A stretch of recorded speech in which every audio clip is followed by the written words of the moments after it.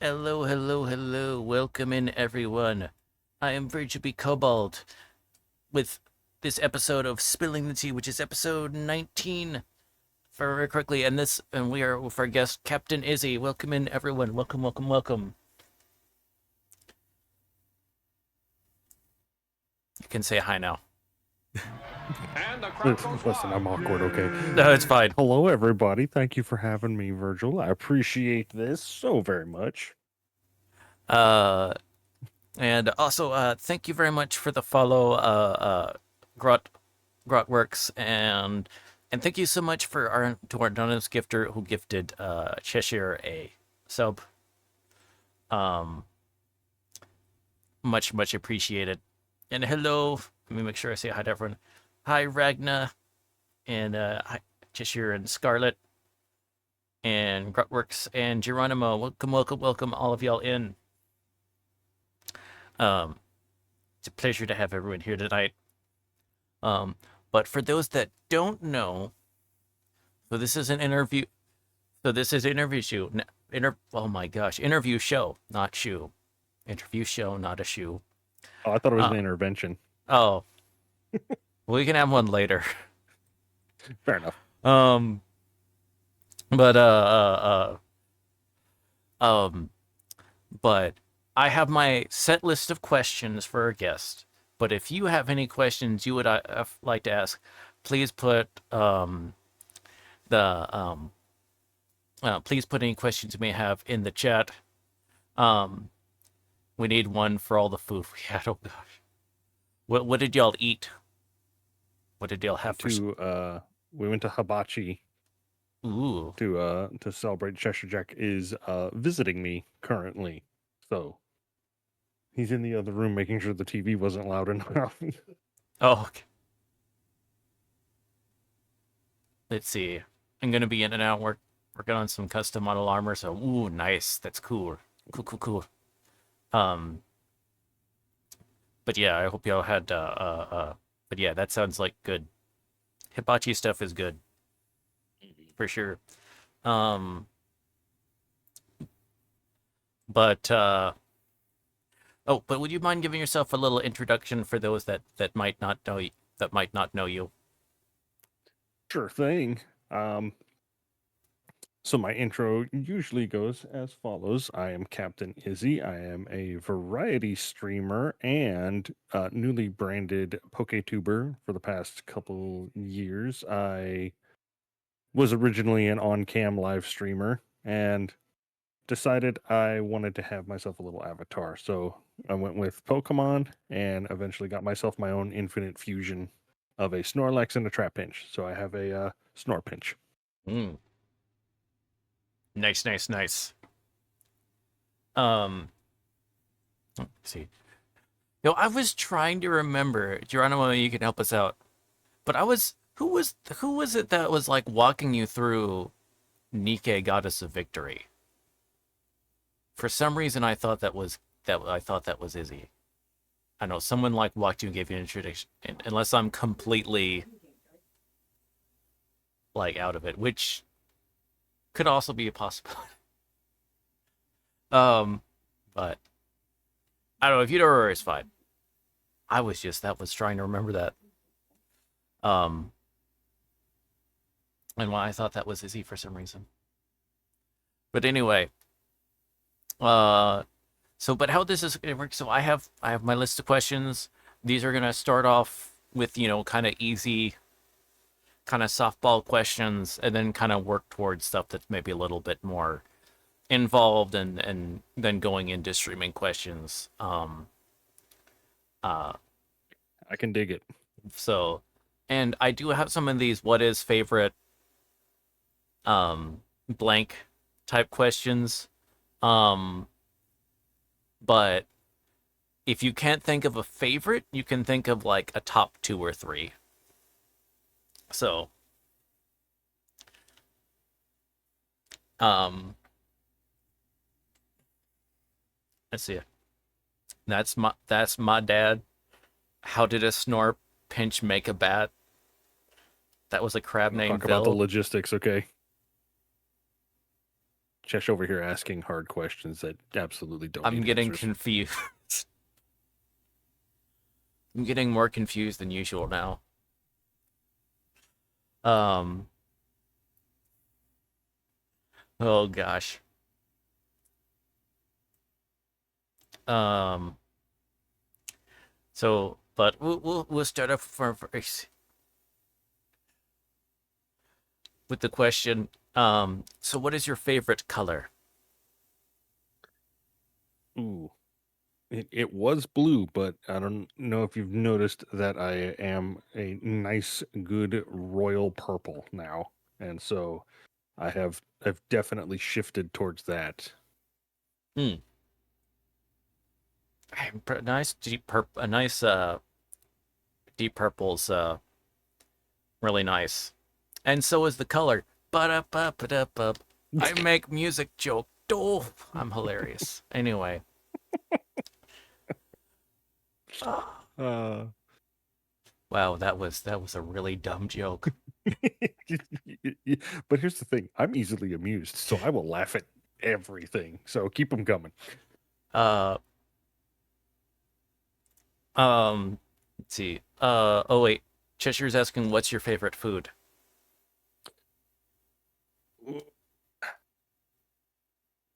You know, my wife do make a real mean chicken parm when she's in the mood. I can go with that. Hmm. Okay, good choice. Um, now, so, but what is your favorite drink?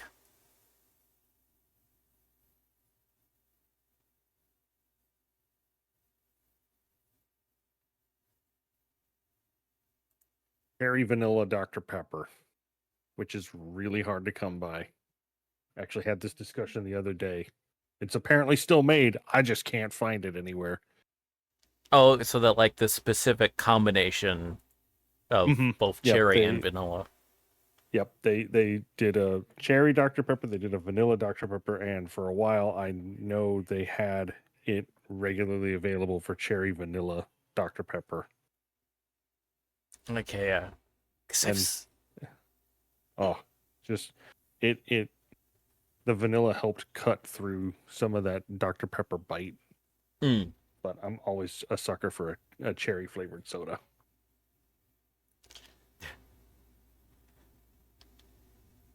I'm pretty sure you can mix that one yourself. Probably, but that requires effort, and sometimes I'm just lazy. Yeah, I mean that is one of those things like, it's definitely a process like that you can make your own syrups and then but, there is stuff involved. Especially, well, I guess Yeah, depending on the flavor, especially some would I've be easier than others. I have made my own sour mixes for whiskey sours. Mm, So, but that one's an easy one because yeah. it's just equal parts lemon juice, lime juice, and simple syrup. So Mm. it's kind of hard to screw that up. Cheshire is asking where did you put your pants? Cheshire is about 5 seconds away from getting a Nerf bullet to the back of the head. Um,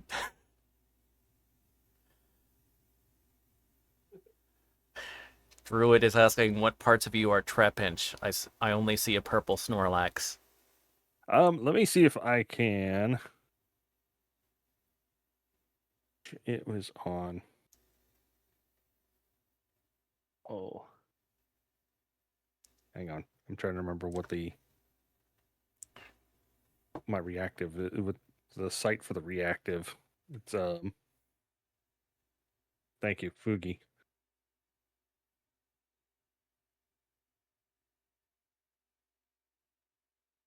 Let me see if I can.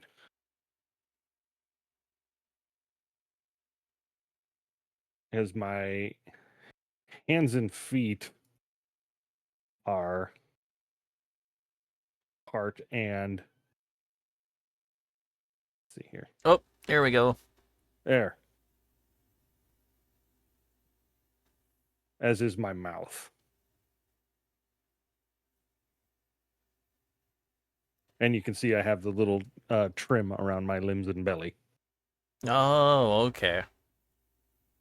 Yeah, Oh, because originally I was a trap-inch model, and then I became a purple trap-inch as a way to just kind of make it my own unique thing, and then decided, no, I am I am far too heavy a boy to not have Snorlax, one of my favorite Pokemon. mm, So that was the idea, and I had just finished playing Pokemon Infinite Fusion, and was like, oh, this would be a fun idea, I think. okay. Yeah, it is a neat. It's a neat design.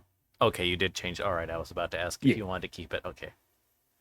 yeah. Uh, That I think the design was Nyanberry. Um, she did the original design, and the one that's currently back on screen now is Smoke Bognil mm, did my emotes. okay. Nice, nice, nice. Um,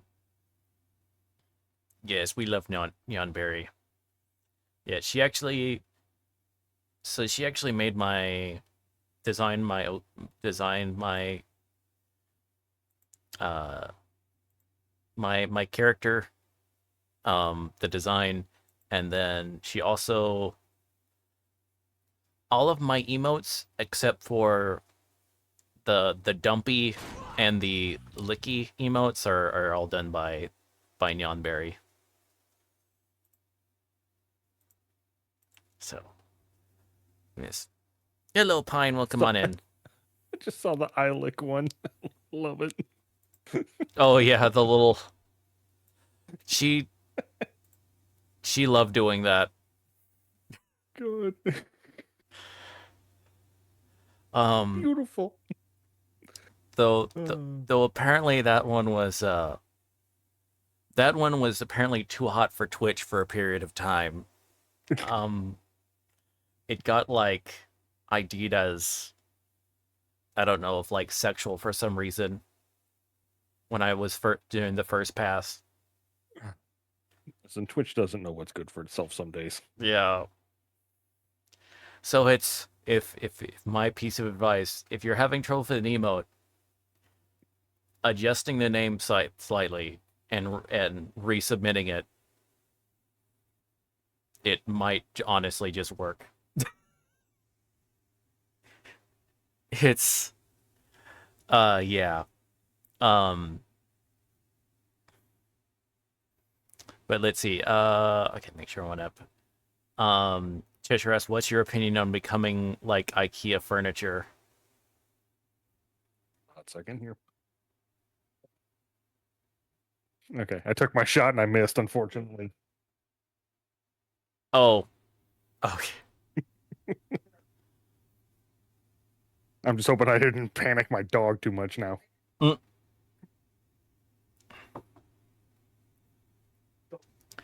Uh, but thank you for giving it. We had a good fun time with Baldur's Gate 3. Um, but let me see. Finish Act 3, so my friends are gonna show me that. Oh, nice. Nice, Ooh, nice. Um, so next question, what is your preferred tea? sweet. Any particular like flavor of sweet tea or just sweet? Nice plain southern sweet tea. I'm a very very simple human being when it comes to that. Okay. I was born and raised on it, and it's I've slowly developed taste for other teas, but I will always fall back on a sweet tea. Mm. Oh, and thank you very much for the 100 bits, Reaper. Thank you very much. I appreciate that. Welcome on in. Um, well, and I just noticed, so we are currently at 665 followers. So we are one away from reaching 666, which Yo, let's go. if we do, I guess that just means after the interview, I'll have to do an impromptu karaoke of a certain Iron Maiden song. Um, Chat, you know what to do. uh, okay, Cheshire's asking, what got you started in content creation? Oh boy. That's actually a fairly long-winded answer for that one because what got me into content creation was Markiplier Mm-hmm. many years ago. I sound old saying that, but um, I started watching Markiplier before they even had a cam setup when he just did voiced walkthroughs of his games that he was playing. Mm. And so I got to watch his channel grow over the years. And I thought to myself that, wow, content creation sounds like it'd be a ton of fun. And I've always loved playing video games. And I think I could do that on, you know, camera. That'd be kind of fun.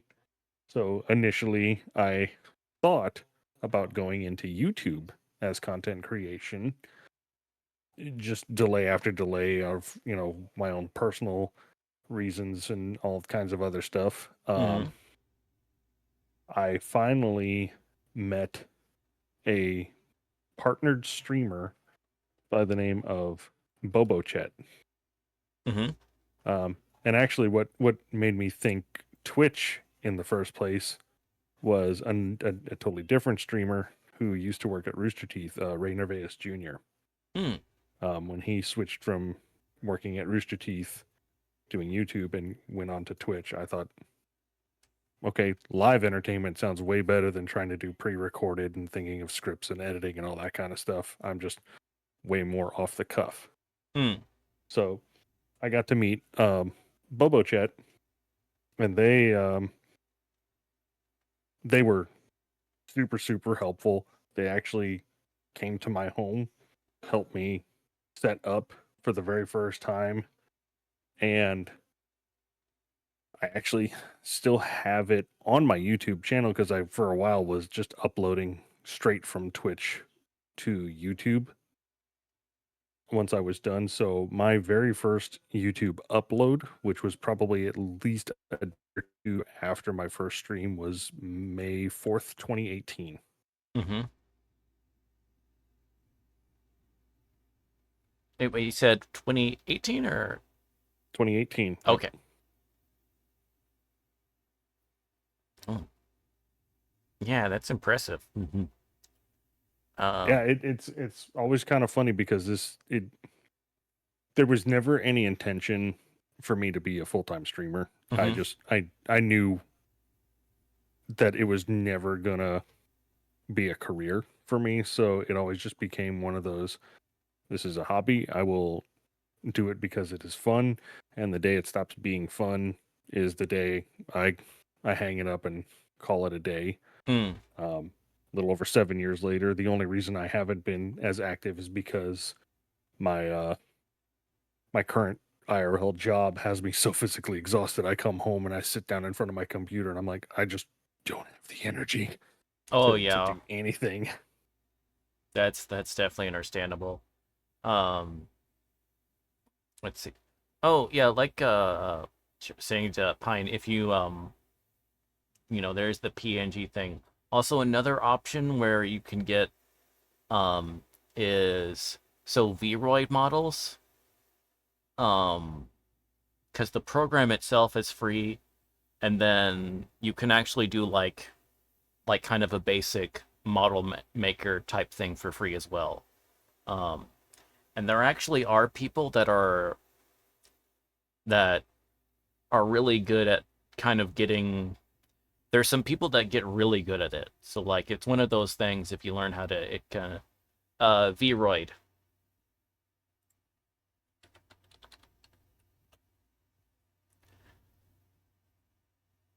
Yeah. So they're technically more like in the 3D space, but yeah, it's kind of like you go into it and it has its own like kind of character creation thing.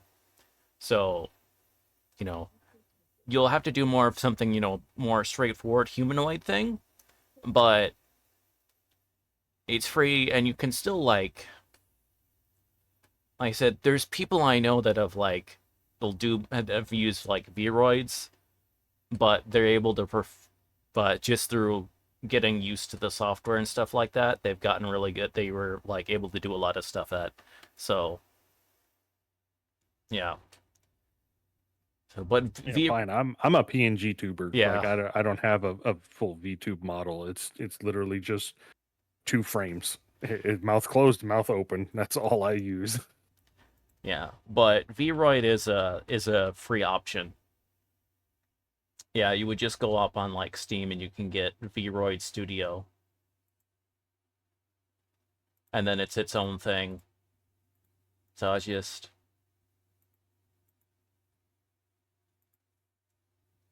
uh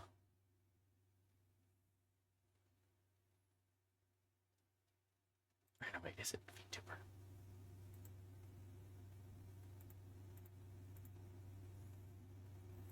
Either way, there's like my first model. I actually it was and there's like a thing where it's easier to get like 3D models initially because it's like my Virgil 1.0 was just a repurposed model um that was used by that was just like a model that was being that a game dev was like just letting people use as far as like one of their work in progress models for people to use for whatever. So I had a friend just change like the type of file so it worked in uh uh a program that that used that captured 3D model movement stuff. So um but anyway, let's see. Which is so what is your favorite dessert?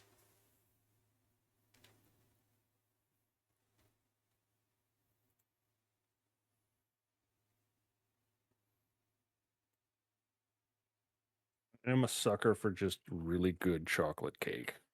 Hmm.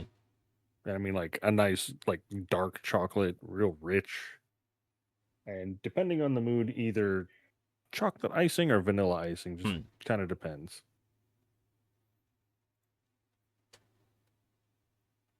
Uh I mean it's hard to go wrong with a good chocolate cake for sure. Hmm. Um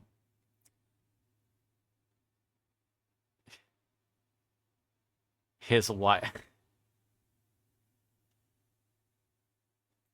Geronimo, I see what you did there. Kiddo, I know where you sleep. Um I I saw Grot just real quick. How do you interact with the stream with a PNG? I have a program that I use called if it's I'm gonna put a space in it so it doesn't put it as a link then. So there's a space between the dot and tube there, but it's VadoTube, and it's a very very simple program. I it just lets you switch from what your mic detects um, to open up the character's mouth versus clothing it. It's almost the exact same thing that's happening right now with Fuki, basically. And there's a free version which is just very very very simple, and then they have a Patreon version that adds more to it.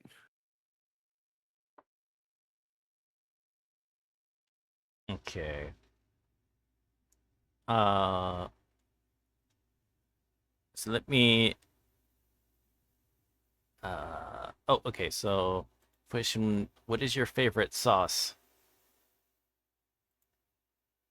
So my wife and I discovered through a Netflix series, Salt, Fat, Acid, Heat, Mm-hmm.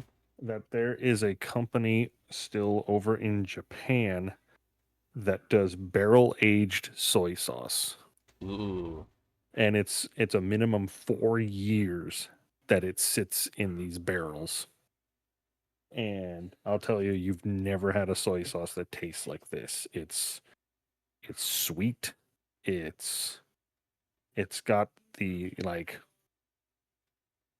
almost like nutty tones to it, and it's not nearly as salty as any kind of like store-bought soy sauce. And anytime I use it in a recipe, it's one of those very And the sparingly crowd goes because wild. it's almost like it almost has a bit of a feeling of like a concentrate when you're using it to mix with anything else to make either a marinade or add it as an addition to the sauce.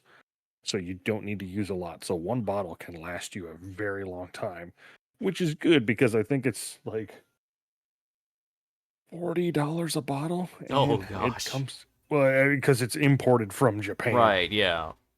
So it's and they're the only it's like they're the only company in all of Japan that still does this. It's a very specialty item to begin with, and then Yeah, even within Japan, so then the extra, yeah. yeah, because it turned out I think the during World War II, the demand for soy sauce was still there, but because of the war effort, they pretty much turned to like what Kikkoman does now. It's all just processed super fast, super salty, just making gallons of it versus actually making a product. Mm.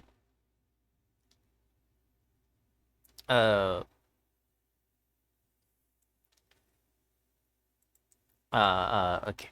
And then, so next question would be, what is your favorite type of pizza?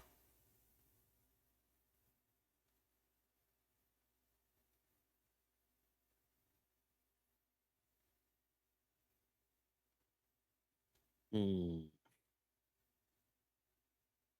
I'm gonna say pepperoni, but I do really enjoy Mellow Mushroom just came out with their version of a taco pizza. Hmm. That was stellar. Interesting, interesting. Mhm. Um, so wait, so what's on a, okay, because I'm guessing that's like basically all the ingredients that would be in, just kind of like a standard ground beef taco. So like lettuce, tomato, then like ground beef. And on the, is that what's on the pizza? So let me see here. They call it Taco Nirvana, and it is onions and bell pepper, tomatoes, fresh cilantro, and a taco sauce that they make in house. And you can either get it with ground beef or chicken. Oh, okay. Mm. Yeah, I mean the chicken with that sounds really good. Yes, yeah. The chicken one they say it almost starts tasting a bit more like an enchilada, whereas with the ground beef it tastes more like a taco. Hmm.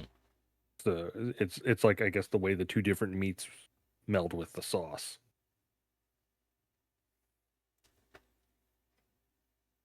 Okay, next question. What is your favorite book? And I will allow light novels and graphic novels. The Hobbit. I Oh, actually okay.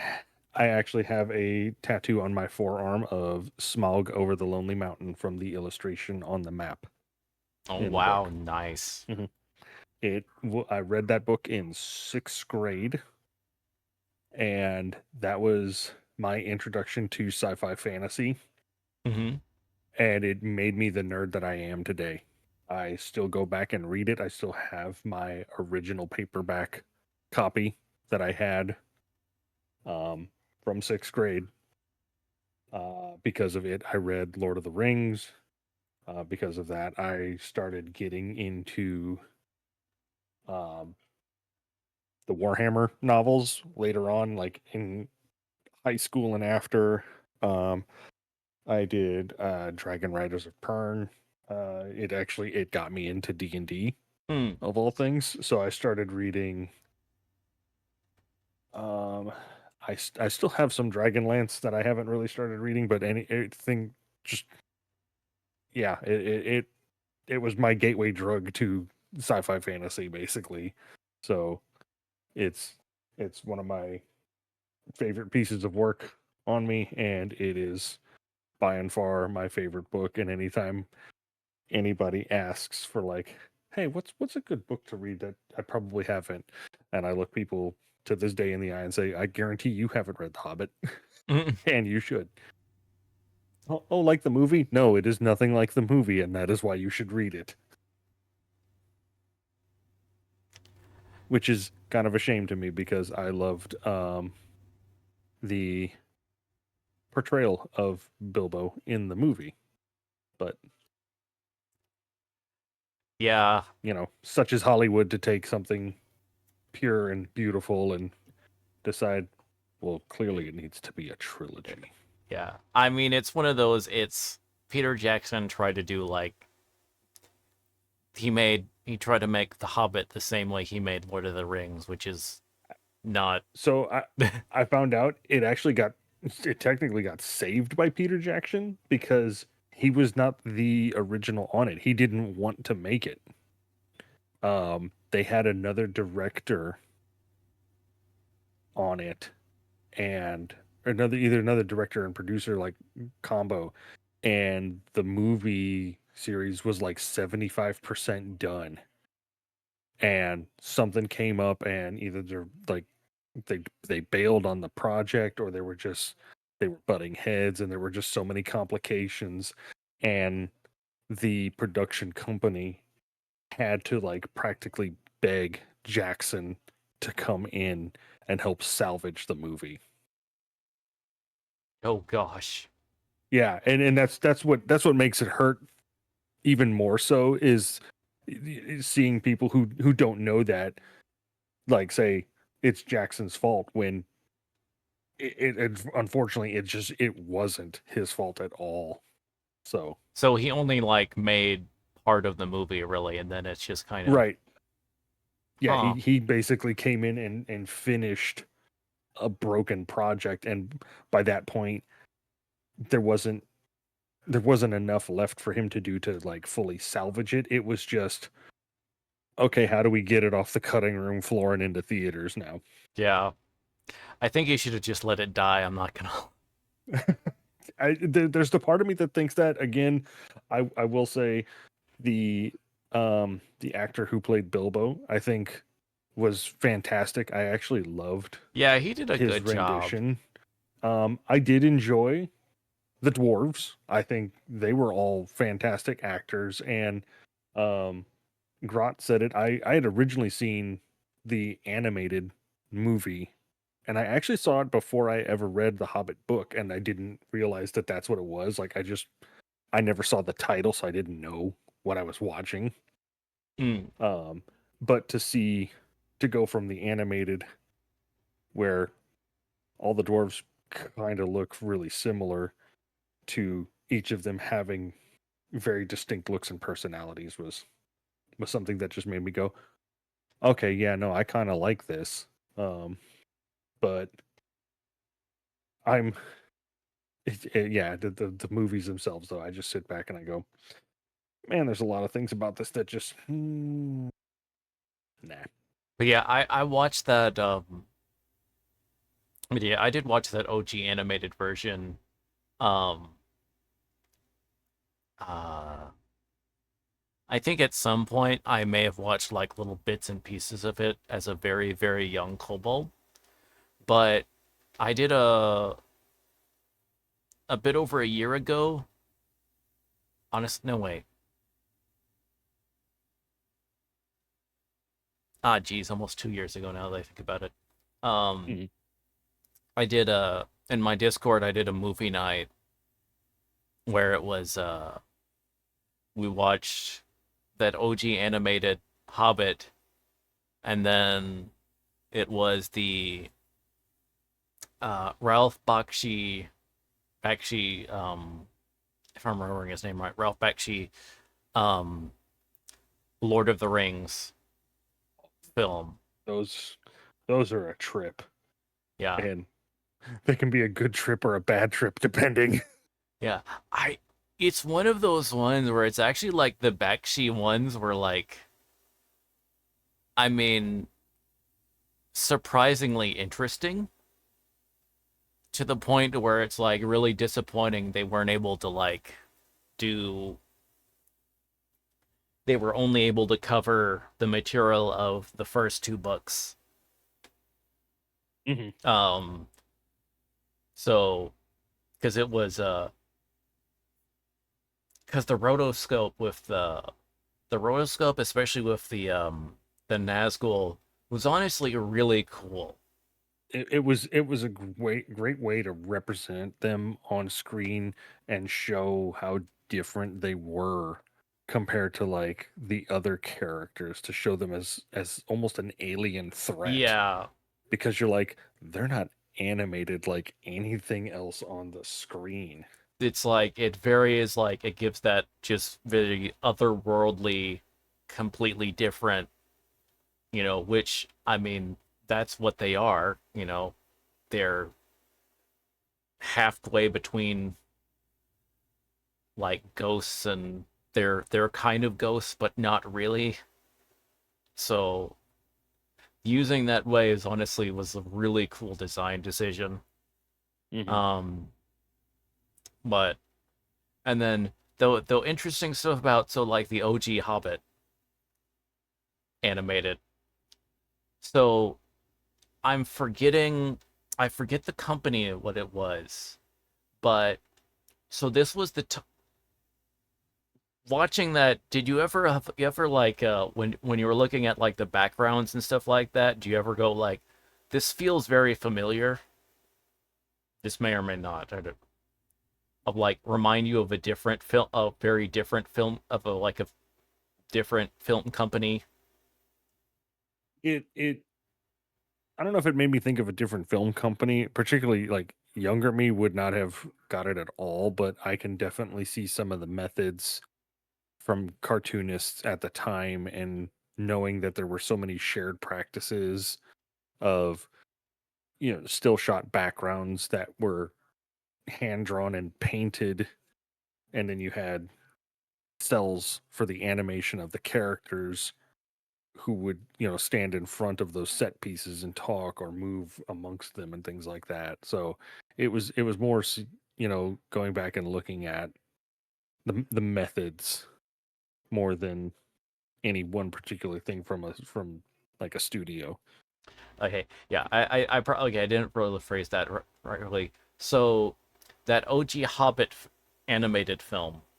Hmm. So this was during the time when a lot of the a lot of the outsourcing of a lot of the animation work was still being outsourced to Japan. Okay. Nowadays we typically, it's if it's outsourced, it's normal like to Korea or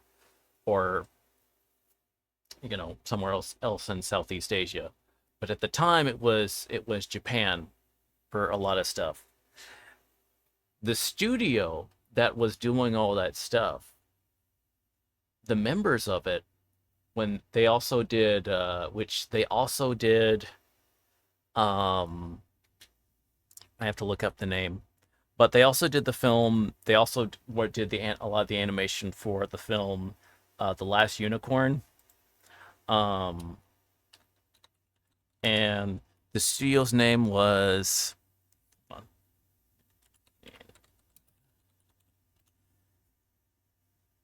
uh, come on.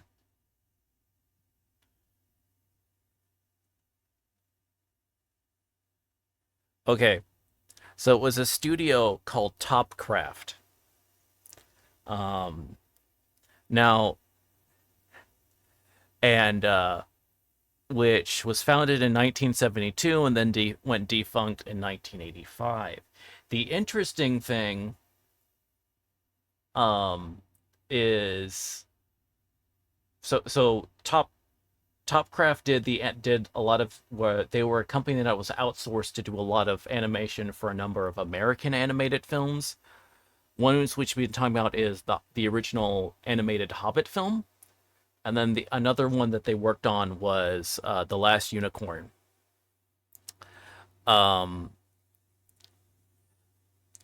so which was in 1982. The last project they worked on, and this is because a lot of when it so they went into funked in 1984. So the last film that they worked on was basically kind of because they pretty much when they went funk they kind of all the members went in and basically formed a new company. Mm. That company's is that last project that they worked on in 1984 was involved in was Nausicaa of the Valley of the Wind. Wow. So all those Topcraft was basically was the people that worked in Topcraft went on to form Ghibli. So one of the people, of course, was actually Hayao Miyazaki, and that maybe makes a little bit question as far as like my comments of does the animation remind you of anything in like Now, yeah, the knowing that now, that yeah, it definitely yeah has it's some similarities. yeah especially it's those very like the backdrops in that were oh I was noticing when I watching it because I looked it up on my own because I was like man these just nice scene like backdrops are really nice. They're almost reminding me of kind of like Ghibli or something like that where you just have like these open backdrops that feel like they could just be a painting that you know are not that are just like there. um so I looked up and it is so if you're it's like oh okay that makes sense. So yeah that was that what there was your interesting little thing that yeah it is a crazy they were pretty yeah um so yeah let's see it was okay so it was officially dissolved on June 15th, 1985. um and then Hayao Miyazaki, Toshio Suzuki, and Isao Takahata acquired the assets and formed Studio Ghibli after the advice of Tokuma Shoten, Topcraft's founder. Um, so it's really one of those interesting. So there's some interesting the Tolkien Ghibli connection and also some some not as well known Ghibli lore for y'all. Yeah. But Yeah. so when you're watching back those movies, you're gonna be like, how did I not see it before? Um uh Word of the day factoid, yes. I apologize to anyone hearing it train in the background right now. But yeah. But um do you know who's done readings of The Hobbit and Lord of the Rings live on stream? I, oh, on stream? No, I didn't know anybody who's done them on stream, but I do have some clips of recordings of Tolkien himself reading it. I actually have a vinyl record with him reading some of the passages. Mm. Cool. But yeah, that would be me. That's Oh, very cool. Very cool. so it's recorded on the YouTube. So if you're watching this on YouTube, feel free to check out the playlist specifically dedicated. Are you allowed to stream the reading as in copyright? I mean, it's copyright, but it's one of those things. Technically, I'm probably not supposed to, but they got bigger fish to fry than someone trying to remember the different voices they've set aside for the 12 different dwarves or whatever. That was the experience reading The Hobbit of I there were a few, like, a few, cuz I try to do different voices for most of the characters when I'm doing readings, and I ran into the situation with the hobbits where it was just there was, Oakenshield, and then a couple, one uh uh uh uh they had distinct voices, but when it basically became, for the others, it become like I can't keep track of these other 12 dwarfs, which even Mhm. Tolkien didn't do as much on that. Sometimes they were just collective dwarfs. So Yeah. they kind of got um yeah. So yeah, it's if you're trying to like monetize specifically stuff, then it's when it's, so I am I am definitely not in an issue or whatever where that's, as far as when the VODs I've uploaded of stuff for, for perpetuity or whatever. I'm It'll be quite some time before I ever run into any issues about that, potential issues about that. Because I'm not eligible for monetization on YouTube, and it will be quite some time before I am. So I'm not worried about that. There is some stuff that people get a little bit. It's the weird thing about streaming, and I don't know if you've noticed it. There's stuff, or even just online content creation. There's the stuff that it's like, yeah, you should really be concerned about this in terms of like copyright or whatever, or content. And then there's other stuff that people make a big deal that really doesn't really apply to them that much. If I'm making sense. um See, I will monetize you. Throws Monopoly money. Thank you for the Monopoly money. um Where did you get that Monopoly money, kiddo? uh but let me, where'd my question, okay, there's the question window. uh, I have two screens full of windows, and which I can never. I should get three. If I get a third monitor, I can be extra confused. I recently went to 3 monitors and had to go back to 2. A little sad. Did it get like, I feel like if I were able to, like, I don't have the room right with my current setup to where I would be able to do that.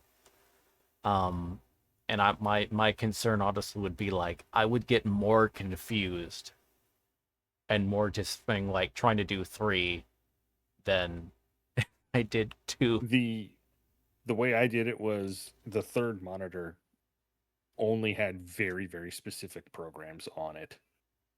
I didn't use it for anything else, so I always knew what was going to pop up on that monitor. Mm. Oh yeah, this is true. Like if I had, yeah, like I guess if one monitor I would just use specifically for like VTube Studio, I would imagine. Let's see. What's your favorite underrated game? Cheshire is asking you. That's a tough one because I don't know what would constitute underrated. Um, I feel like as far as maybe not as because well known.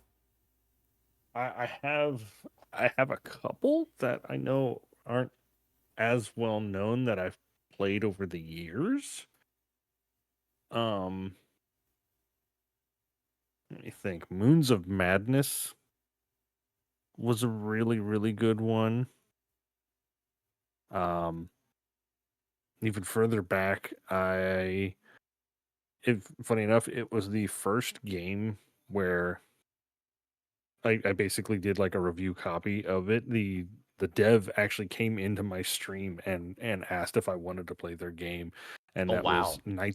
Knights of Tartarus. Hmm. The dev Stellohexus popped into my chat and was like, "Hey, would you like to play a game that I made?" And I was like, "You know what? Sure." Like, I I, I was super new into Twitch, and one of those things where it's like something like that nowadays is huge red flags, right? Like somebody comes in and is like, "Yeah, I'll just give you a key. Let me get into your DMs," and it's like, okay, no way they're not gonna hack your computer. But no, he was straight up like I was able to find him and his game on Steam. And when he told me about it, I was like, sure, let's go for that. And it was really funny because he watched me play his game, and I can distinctly remember there just being several moments where he's watching it and go, I didn't think or know that anybody could or would play the game this particular way. It was kind of neat for him to get like basically live feedback of somebody playing his game and going about it a way that just made him go, "Huh." Um for instance, you can when you start the game, you can either be a warrior or a wizard, Mm-hmm. and you get different skills as you level up. It looks as far as the look of the game, it looks like a Game Boy Advanced Zelda game. And it's like that little top down move around. Mm-hmm. The fighting, I would almost say, is reminiscent of like very early Dragon Quest. Mm-hmm. So really good inspiration from a lot of really good series. But one of the things that made him just like stop and realize something was one of the abilities that you can get early on as a warrior is when you go to attack, it gives you an option to button mash. Mm-hmm. And the faster you hit the button, the more damage your character does. I'm starting to see And where this would become problematic. so he was like, "Are you using like an auto controller?" And I was like, "No."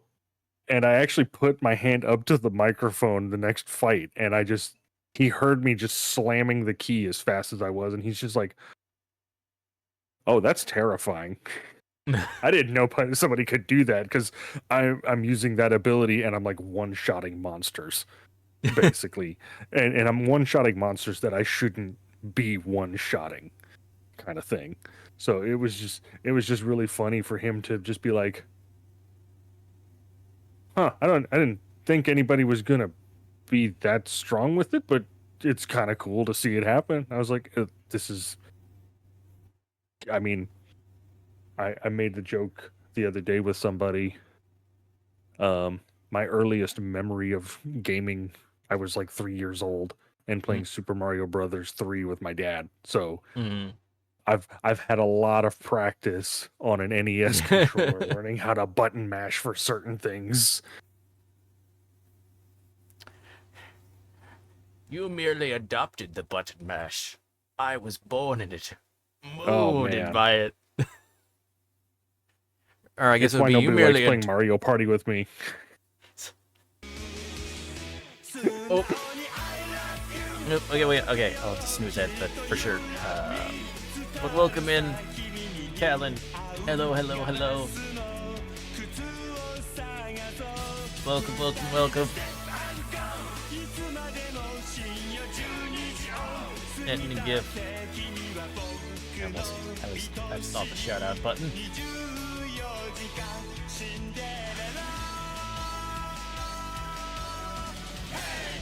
But welcome on in, welcome on in. I'm Virgil Kibald. I'm a variety streamer, play a number of different games, uh, as well as weekly readings on Tuesday nights. And we are currently doing an interview. Oh my gosh, we're doing my interview show, Spilling the Tea, when we are joined with our guest, Captain Izzy here. So thank you very much for the raid. But let's see, what were you doing? I hope your stream was good. No, you're doing okay. So you're doing some Elden Ring. Nice, nice, nice, nice, nice. Good choice. I like saying slurs. No. Do Oh, not you guys say- want to fight? Okay, machine gun. But I think I'd Right on, still finish up by boys. saying the other game that I You told will you, Moons not of Madness, get if past you'd me like and the track to freaking sniper Lovecraftian rifle. horror. It's a God, where- spacefaring version of Mountains of Madness. Mm-hmm. Very, very well told story. All first person perspective, all on Mars. Mm-hmm. Great game. Absolutely loved it. Like 10 out of 10, highly recommend kind of thing. Mm. And I'm not always the biggest fan of horror. Mm. Cries in my old clips. I feel that, Talon. No, don't worry about that. I've deleted most of mine. It was why Daisy? Because Daisy is superior. Daisy is the wild child. That one was actually very new, but I hate my own voice. I can feel that.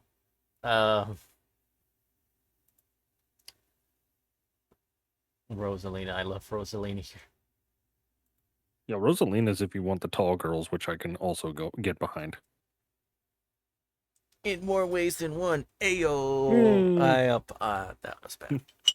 Listen, Rosalina gives good steppies. That's all I can say.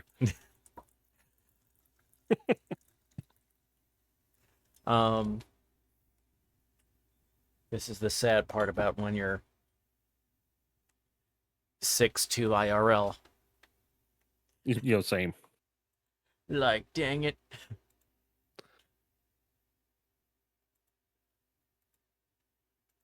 Uh.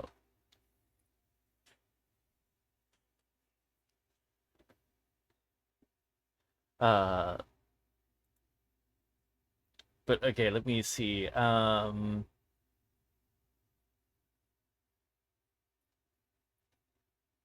Favorite snack. Okay, who's at Chisher's asking favorite snacky.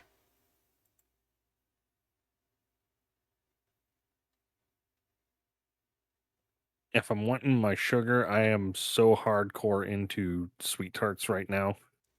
It used to be gobstoppers, but apparently you just can't find those anywhere right now, which is a huge pain in the rear. I also just like a good pretzel. Mm. And depending on the mood, whether it needs to be like a hard, crunchy pretzel or soft pretzel. Mm. But pretzels in general are always good. Man, it's been forever since I've had a nice soft pretzel. I blame my German heritage for that one. I think I can actually get one. I think the gas station near me actually has some of those. But I'm trying to remember. Dang it! Look what you. Jeron's asking, what do you like to dip your pretzel in?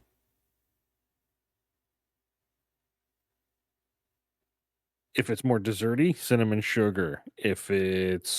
Um if it's just a regular salted pretzel, either it's brushed with butter before you put the salt on it, or just like a dollop of yellow mustard. Mm. Okay, let's see. So we have to do an ad break. So it's going to be a 3-minute ad break. So if anyone needs to the restroom or anything, please do so now. Then once again, we are taking questions, so feel free to put those in chat. Use this opportunity to do so. But we will see y'all back in just 3 minutes. We will have words on stream and stuff. So, but we'll be right back.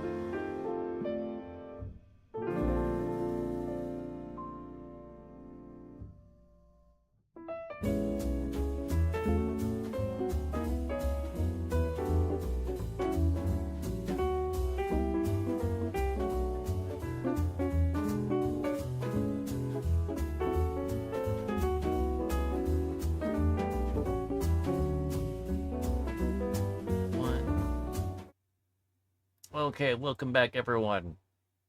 And congratulations to Geronimo Quito as their avatar won the Battle Royale.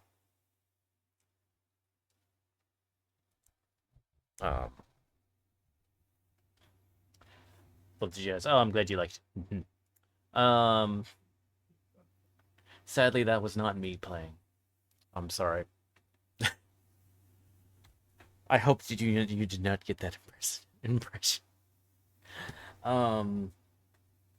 But anyway, let me so okay, where's question there's some questions we did get. Germano is asking why Snorlax, why Trapinch, why are those your favorites? I mean, Trapinch is just an adorable little guy. And Snorlax has always been probably one of my favorite Gen 1 Pokemons.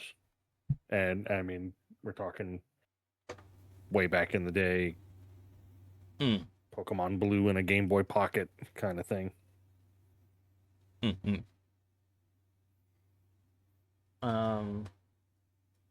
Okay.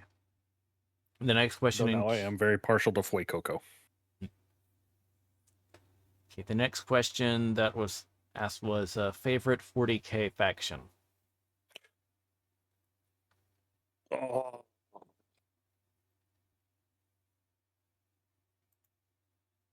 I'm happy that the Necrons have been getting some love lore-wise and actual characters. So, and that was the first 40K army I actually started playing back when I was into the tabletop war game.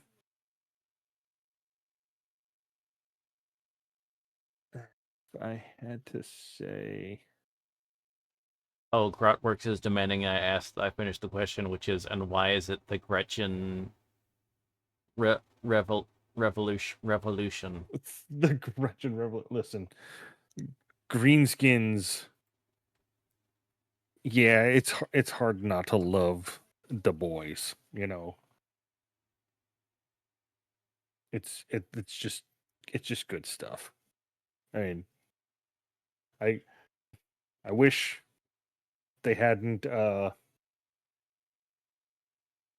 been pigeonholed with what most people called Cockney accents because it's not supposed to be a Cockney accent, but it's still good. It's still funny, and excuse Your mom's a me. Cockney accent. Ooh, gross.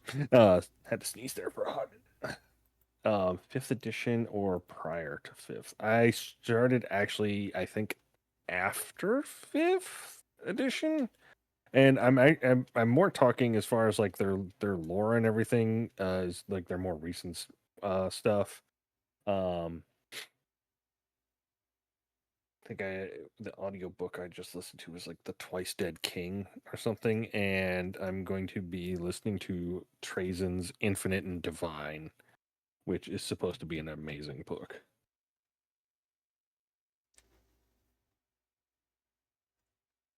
Yes, yes, I did.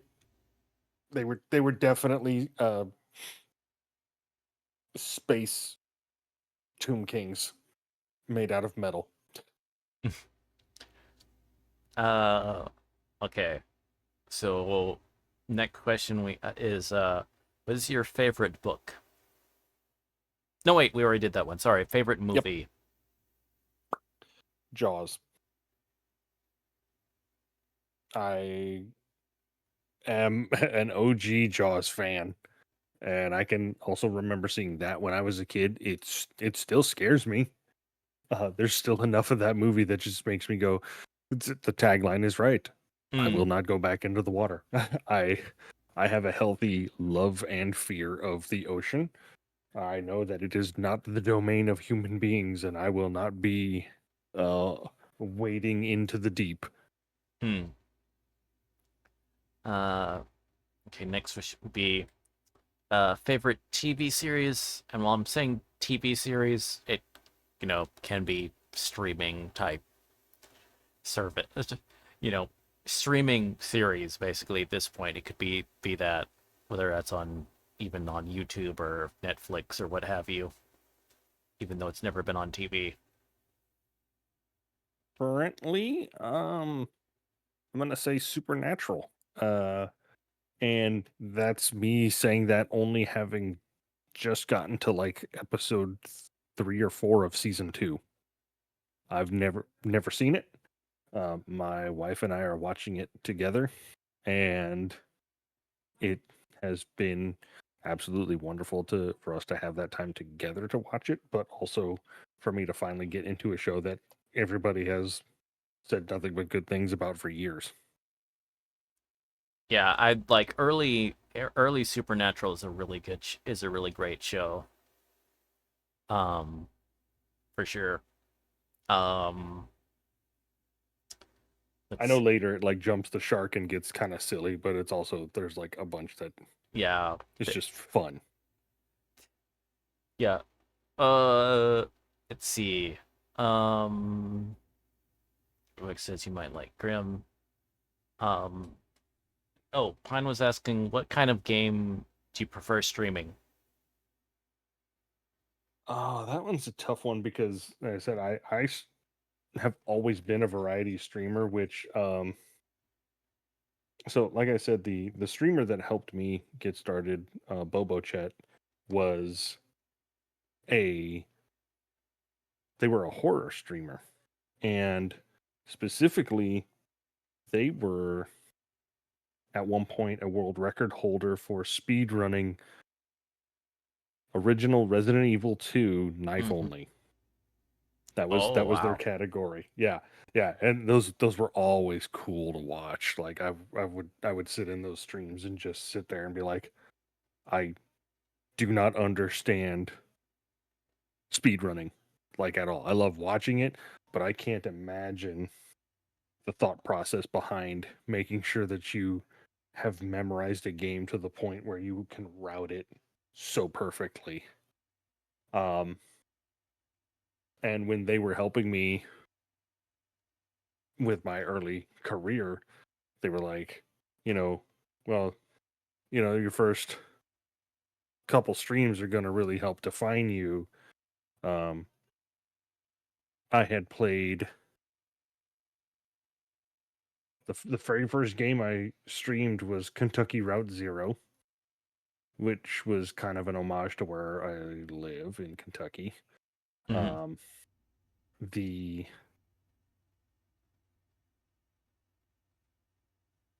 a lot of the other stuff that I did was all I've done almost every Pokemon game, and so I knew I was going to be doing a ton of like Pokemon randomizers and a lot of RPGs, and so their advice was, well, do you want to like stick to that category? Like, are you going to be playing retro or are you going to be playing a little bit more modern?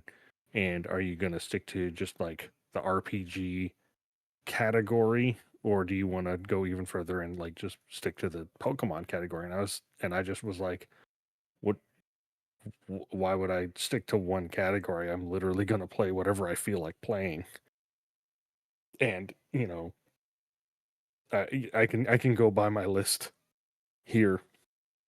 It was There was a Stardew one. I did Pokemon Fire Red. Uh, let's see, Final Fantasy 6, then Darkest Dungeon, then Final Fantasy 10, which was my first ever playthrough of Final Fantasy 10. Mm. Psychonauts, Pokemon Crystal Randomizer, Final Fantasy 8, Pokemon Emerald Randomizer, Resident Evil 4. Like it just I literally played what I felt like playing and always have, Mm. because the idea behind it was, if I'm not having fun with what I'm playing, it's not going to be entertaining to watch. Mhm. So it was I could put myself into like a Pokemon streaming category, but I eventually hit a point where after streaming, I've played through every game except for Black and White and Black and White 2 fully on stream, randomizer.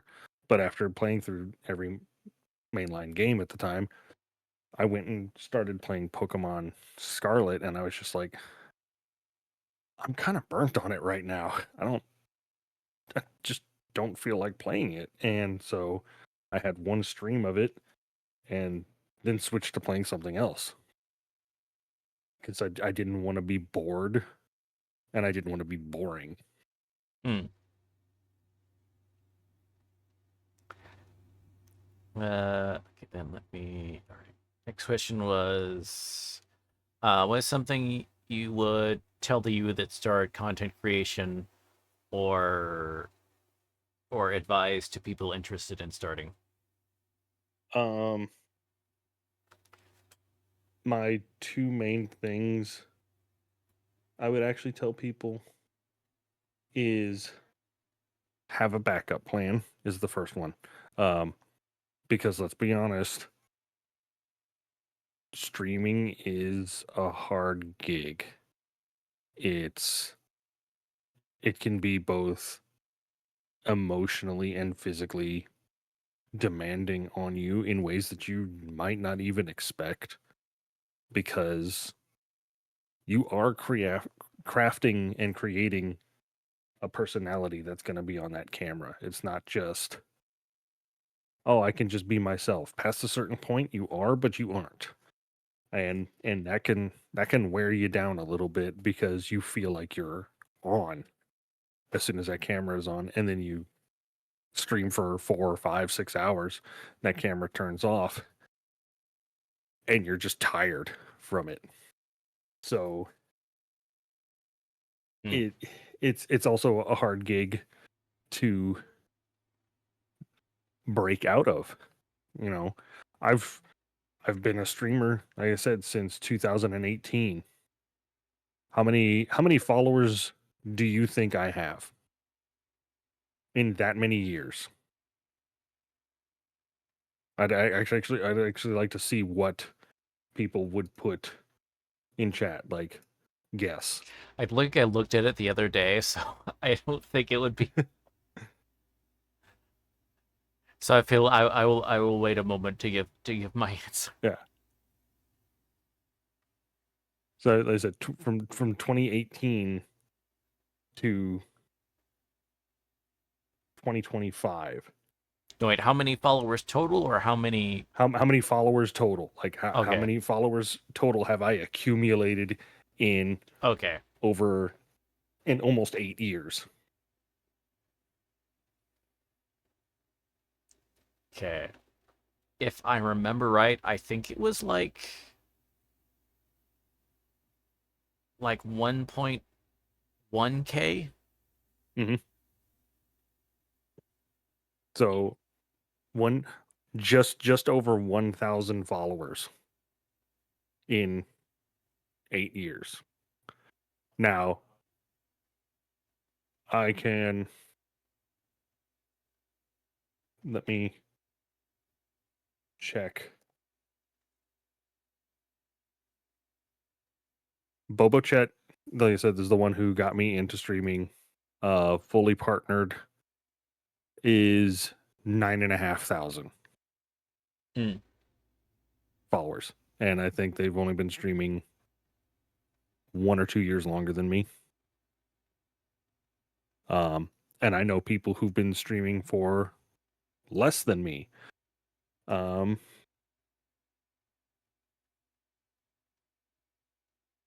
our lovely Geronimo Kiddo has been streaming less than I have. And I think so has Cheshire Jack. And both of them have higher numbers than I do. Yeah, Cheshire's almost at 2,000, and Geronimo's almost at 4,500. Hmm. So it's one of those. I've put in almost 8 years of grind, and 1,000 people. Like I'm never gonna snub that 1,000 plus people decided they wanted to follow me. You know, Hmm. that to me already is super cool. But I didn't set out to make this a full time gig. This was a hobby first and foremost. It was never at the forefront. If there were days where, I originally did stick to a schedule, but if there were days I came home and something else required my attention in the house, whether it was my wife or my dog, if I just had a really bad day and wasn't going to be good on camera, nope. It wasn't a, oh no, I gotta suck it up for the grind and make it. It was a, nah, I'll make it up tomorrow or something. Hmm. So it's kind of a bummer to tell people that you might go into this thinking you can make a career out of it, but it's hard to tell people, oh yeah, no, totally, when it's not as easy as you think. I'm not saying it's impossible, but it is so hard, and there are some people who put their heart and soul into it and then get hurt because it didn't come. Yeah. And that's kind of a bummer because, well, and to that point, Grot, I mean, it's a different kind of grind because you go and work for a company and you put in grind. You're reporting to people. You're you're you've got somebody who's watching you and sees your grind and can actively reward you for it. When you're you're doing this for yourself, the only person you respond to is yourself and your chat. And if you're hard on yourself, or if your chat's hard on you, or if you don't have a chat, you make it even harder on yourself. It's very, very different in your path of success. Yeah.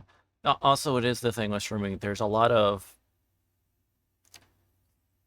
a lot of the determining.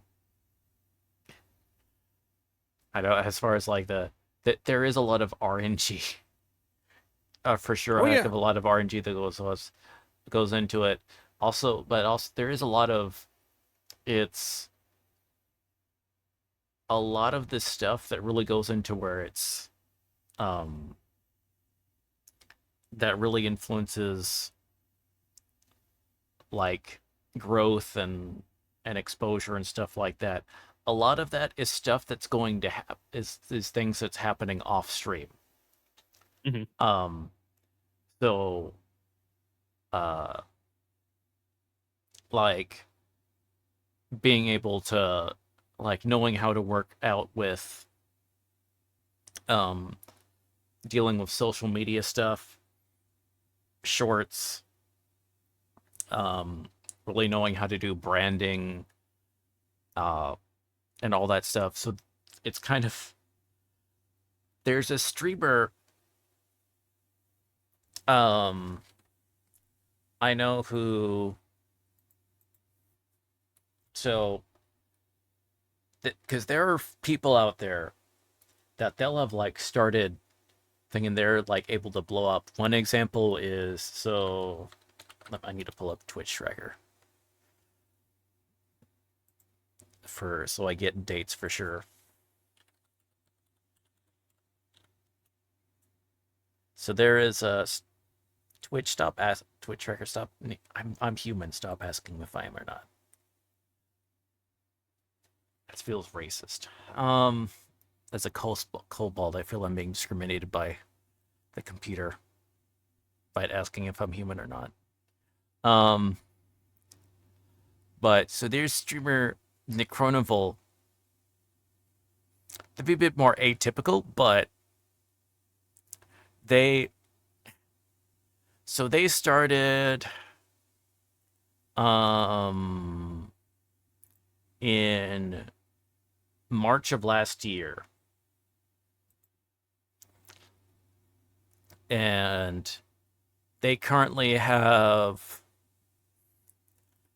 uh almost 14K followers, and their average viewer is almost like is like 85, stuff like that. Um, Part of what went a lot of what that into it is because of, and they'll mention people is that their day job for a long time was it was literally like social media marketing. So it's also very talented individual, but it's sort of like how much stuff that really goes into it is in terms of like that off stream type stuff is and and also learning about all the non-streaming stuff that affects the streaming stuff. My words are getting away with me, but is it's a lot, and it's very tricky to navigate. Yeah. Especially if you're not if you don't have you know active experience working in marketing and stuff like that, or a degree in that, which so there's a lot of folks that yeah, it's just it's a grind. I know. Let's see. I want to say I think it's was the streamer Matara. Yeah, I think that's her name. But she's gotten popular, whatever. Um, but she had like I think she had been streaming like in total, under different accounts and stuff like that, 8 years in total. Mhm. So, um, it's it's definitely there's a lot of unconventional things that you have to learn, Yeah. and that you're in, and that you have to figure out you have to figure out, and then also be able to do a lot of stuff that was as mentioned about like that kind of self-employed type, those types of things where it's you have to like figure out, when you're your own boss, that's a very different, your approach is very different than if you just had, you know, like, something. You have to figure out your own goals and then be able to follow through those with those, as opposed to being told, you know, here's what you need to do today, or here's what our goals are for this week, team. Yeah. Um, you know, uh, and then, you know, so that So it's a tricky field for sure. So there's a lot yeah, of, and it is very easy to burn out with, because there's the mindset of it, and that it's very much, what is it? It's a marathon, not a sprint. yeah. That's a great way to look at it. You sound like you need a hug. Thank you. So it's like I said, it's a two-part advice to it. So it's the one part of having a backup in case it doesn't work out the way you think it's going to. I see a lot of people keep pushing themselves, and the only thing that's coming out of it is they end up in a financial hole because they're like, oh no, I want content creation to be my job and I just got to keep doing it until it happens. Mm, Okay, but in the meantime, you're you've still got to make a living. You've still got to pay bills. You've still got to put food in your refrigerator so you can mm, eat and stuff like that. And if you're not making money on Twitch, where are you going to be making money? So, as I said, it's not something a lot of people want to hear, yeah. but it's the God's honest truth. You need to have a backup for it. And then my other piece of advice is have fun with it. And that may sound silly, but this is a job that people look at and it allows you the freedom to have fun with it. Right. You know, I can sit there and tell you that I work in a particular IT field where I enjoy certain parts of my job, but I also have other parts of my job that I don't like because it's what I predominantly use to put money in my bank account. I can deal with the bad and the good, Right. if I came and then I said it when I first answered the question about starting content creation. Since this is a hobby, the moment it stops being fun, I can hang it up and be okay with it. And that's actually what got me into being a PNG tuber is the last stream that I had on camera. My wife pulled me aside afterwards and she goes, "You should probably turn that off." And I was just like, "What do you mean?" And she goes, "You look miserable." She's like, "I can just tell seeing you on camera, you're sitting in your chair, the way you're sitting." She goes, you don't look happy. You don't look like you're having fun. You just you know, if you're gonna keep doing it, at least do it with the camera off so people can't tell. And I went back and I watched that, and I don't remember being like upset or sad or anything, Hmm.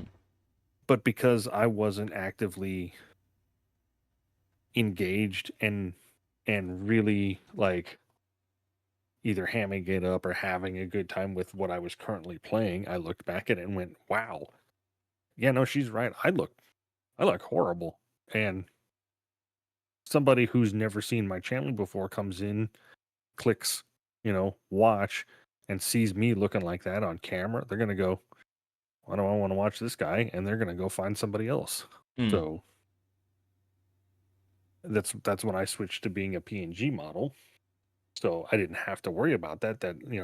If I've all I got to worry about is my voice, which for the first good while of me being a PNG tuber, I use voice mod. So I didn't necessarily always have to worry about that either. Hmm. But I could sit there and say, "Oh no, I am tired, but I want to play a game and enjoy it. It's just I don't have the effort to be on a camera and being an active flesh tuber, as you would be called." Hmm. So yeah, that's my advice for either new content creators or people who are really wanting to look into it is have the backup and have fun. Um. Okay. The next question I have is, be your favorite musician.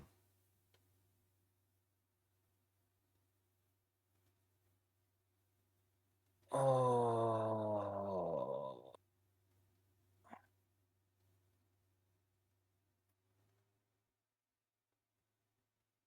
that's a good one.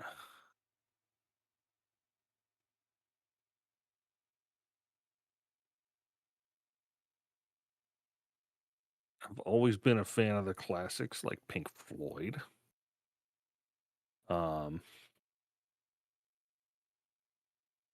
I've really been into in the past couple of years, Poor Man's Poison Mm-hmm. for like some, you know, bluegrassy kind of feel. Um, a couple of years ago, I did get to go to a Rammstein concert, so Mm. kind of swinging back and forth onto like particularly the genres I listen to. So I'd say those three are at least a pretty healthy start. Then what would be your favorite album, though?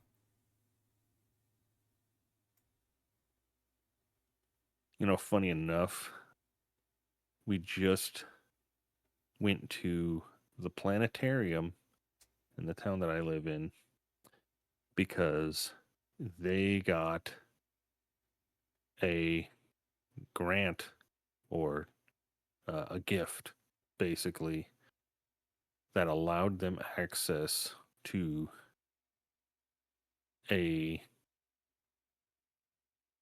basically a music show, Mm-hmm. and it's Pink Floyd's Dark Side of the Moon. So Oh, you go in and they play the album over their speaker system while they project an actual like show right, over like a the laser light over show the type thing. not quite a laser light show. It's actually more so it's it's a computer generated um almost movie like like I would actually call it it's a music video. And it's based on actual NASA missions, like our history of going to space and landing on the moon and sending Oh, probes outward. But then they also delve even further and go, these are the missions that we would hope to reach some point. So these were back when it was like NASA's vision of how we got to Mars, and us sending, probes even further out beyond our universe and what life is like on other planets. One of the ones they focused on was is shoot, one of Jupiter's moons. Is it Ganymede or Callisto? Europa. Sorry. Oh yeah, one of the frozen moons that has like that they think has an ocean underneath that seems might That have an that ocean underneath it. that does have an ocean Or underneath yeah, it that does because have they a yeah. yeah, because they've when they flew by, there were geysers erupting from it. So they were like, there is liquid water under that ice. And they were talking about like sending probes close enough to these geysers, which are actually like leaving the planet. Like they're so massive Hmm. that you can see them from space, kind of thing. And so they're like, can we get a probe close enough to like one of those geysers to scoop some water and bring it back for us to like study and see what's in it? Subnautica But Europa edition. listen, but yeah, so that, I mean, it's hard to say that that's not just an amazing album. Hmm. I Yeah, mean, that like does sound start to like a really finish. yeah, that does sound like a really cool like type event for sure. Yeah, and they're like one of the only planetariums in the entire U.S. that got to do this. Okay, next question. What is your favorite game?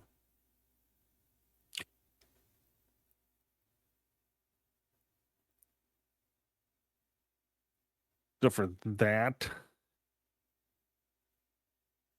I think I ended up in like a top 5 because it my last 2 were just super hard. Um, and I'd be honest to say,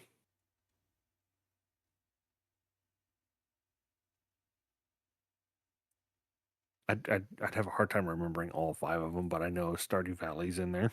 Mm-hmm. But my top 1 and 2, I would say, are interchangeable for just like several different reasons. But that's Final Fantasy 9 and Chrono Trigger.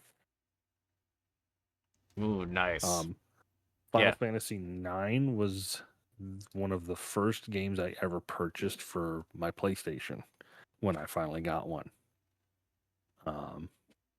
And it wasn't my first intro to Final Fantasy. Mm-hmm. I'd had a neighbor who had a PlayStation, and I got to see Final Fantasy 7, and I was just like blown away because the first Final Fantasy I ever saw was Final Fantasy 6 because my cousin had it on a Super Nintendo. And I remember that because in battle, you could have a player too. And so he always let me be Mog the Moogle Mm. and dance. And yeah, I'd say Final Fantasy 6 is also probably in around my top 5. Mm. But number 9, it's one of those games. It's almost like The Hobbit as far as like being my book. Final Fantasy 9 is my game that I can go back to and play it again and just know that it is that good. That I can play that game, and even with it having faults in it, Mm-hmm. just play through it, beat it, put my controller down, and just go, that was fun and that was just good. Um, but Chrono Trigger's up there because that was the other game my cousin showed me on SNES. And I ended up getting it in the Final Fantasy Chronicle set for the PlayStation. And so that's how I played it, was on a PlayStation, which made it so rough because there were loading options with it, and it was just like you get into a fight and you have to wait like 5 or 6 seconds for you can actually do anything. Hmm. But that one, the story and the characters to that, the music, and for me it was all the extras. I had a guide for that game, and I remember doing all the side quests and picking and choosing when I was going to face the final boss to get the ending that I wanted to see, and knowing that I could go back and play that game the exact same way and still get a different ending, or play it completely different purposefully to get a different ending was just so cool to me. Hmm. So yeah, Final Fantasy 9 and Chrono Trigger, like, peak for me. Hmm. Yeah, we did on this channel. Oh my gosh, trains are being very obnoxious this evening in my neck of the woods. My apologies. Um, my I'm used to it in my town. I hear them all the time. um uh uh also the trains derailed my train of thought. Oh, hilarious. But yeah, so we a while back we actually did play through Final Fantasy 9 on the stream, and it was a really great time. Um, and and Freya is waifu. Um, um, but next question would be, what is your favorite game character? Oh,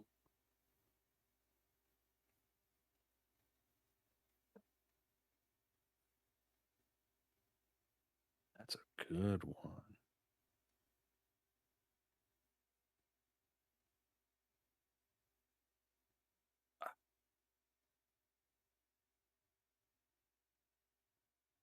I could say that I thoroughly enjoyed, like, the almost stereotypical action hero Leon Kennedy from the OG Resident Evil 4. Mm-hmm. Um, big Doom guy fan. Mm-hmm. You know, that one's one of those you can't go wrong with the rip and tear. Um,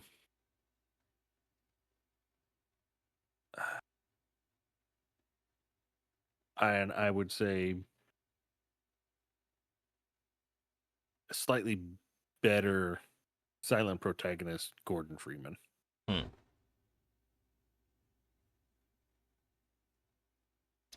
Okay. Next question would be, what is your favorite non-curse word? Matt Damon. Specifically because we had somebody who did not want us using a specific styled curse word, and I remembered um, Team America World Police. That was okay. That's immediately when And my brain went to the Matt yep, Damon. Matt Damon, and I just remember sitting there, and we were playing Dungeons and Dragons, or like we were playing either one of the 40K tabletops or something or other, and something happens, and I slammed my fist on the table, and I just went Matt Damon, and everybody just stopped and looked at me and was like, "One, I'm not allowed to say the other thing, so I'll say this. It's got the perfect amount of syllables to it." And they went, "Oh, that's brilliant." I was like, "Exactly. There you go, Matt Damon." Matt And it just became Damon. the running gag around the table. Then anytime something bad happened, it was Matt Damon. I it's just funny that the thing about that movie and the whole Matt Damon was thing is like that Trey and Parker have nothing actually against Matt Damon.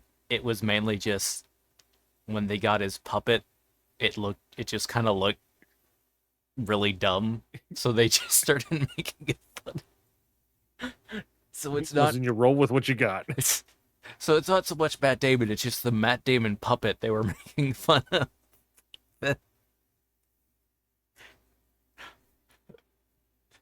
And just confuse everyone. Um but what is your least favorite word?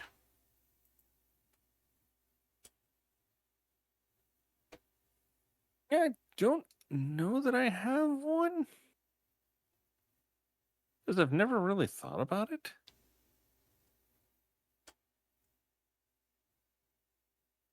Huh. That's a good one, but I never actually really thought about it. So I wouldn't know. So you're like a moist enjoyer, you're not a like hate the word moist. Oh, it you're doesn't just bother me. okay. It doesn't bother me at all. Moist No, enjoyer. and The Chad moist Listen- enjoyer. listen, some would say moist lover, okay? Oh, what? Okay, Chesh, what word? First off, shut up. For totally different reasons. But doesn't but like but doesn't but Sam has the redeem of, where isn't it like it's a recording of you saying Daddy's very proud of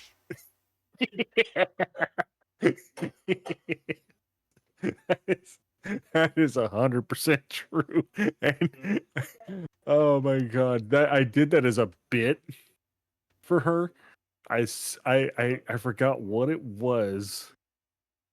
I forget because she was playing a game and I said, "Yo, if you do this, I will give you a recording of this." And she goes, "Yes, yes, I will, and I will do it." And sure enough, she did. And I was like, "All right, I'm a man of my words." Within like 3 days, I had recorded it and sent it to her, and she was just like, "Oh, oh, I gotta put this as a redeem on my stream, and I don't know how I feel about that." you. So yeah, so she's got me like ASMRing that line to her in her stream. uh, Uh,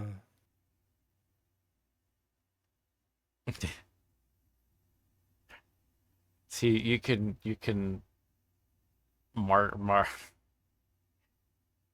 I mean, hey, you could just like market that. Be like, I will say Listen, I'll Izzy say weird ASMR. things into a microphone for you. It's like, give me $1. Just tell Here me you what you want me to say. Yeah, here you go, Grata. Daddy's very proud of you.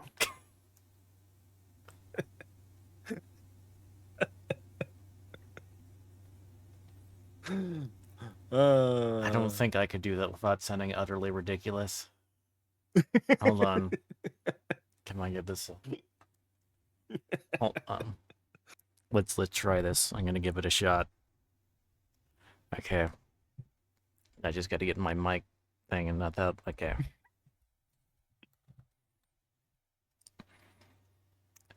Daddy's very proud of you. I don't think that was good at all. That was good. That was good. I liked it. That was good. But it also kind of made me just go, "Oh, that's what it sounds like from the outside looking in." Wait, hold on. Now I have to like listen back. Okay, hold up. I was gonna say somebody's gonna clip that now. We get the double daddies.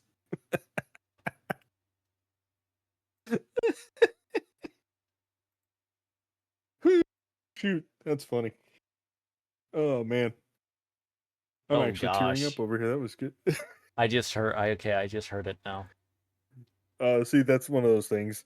Um, I can't. I have a hard time going back and listening to myself. I hate how I sound. Mm. I'll go back and listen to my recordings, and I'm just like, nope, can't do it. When I started using voice mod, though, totally made a difference to me. Let's see. Wait, it was well in my ears, but also wait, I sounded threatening. In I- fact, I do kind of wonder, because some of them do work Intimidating. through Discord. Some of them don't. Give me a second here, though. Yeah, the closest I kind of do, I guess that is on normally on the record is like the voice when I've done for like reading like in-game character lines for Kazuma Kiryu, that character, and then so I kind of so where it's of trying to do like a deep, strong, male baritone type thing. I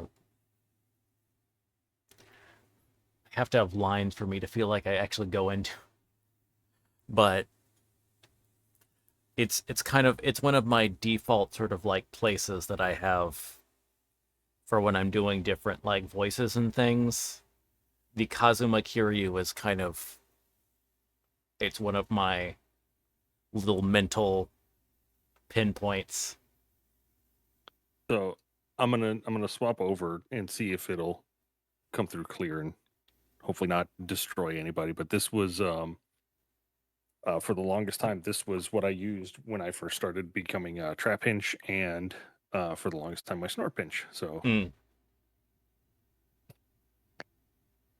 So I'm hoping like this doesn't absolutely ruin your ears and is working properly in Discord.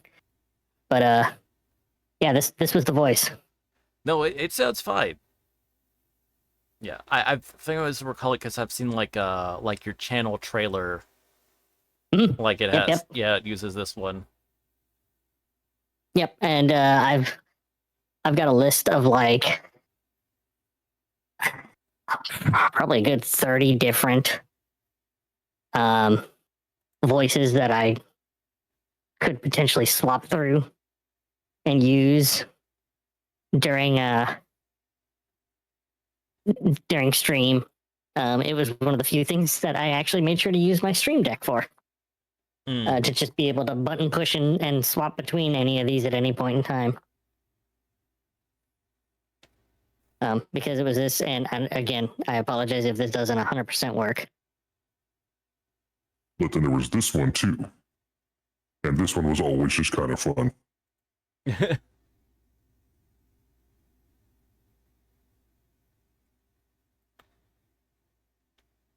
Oh goodness.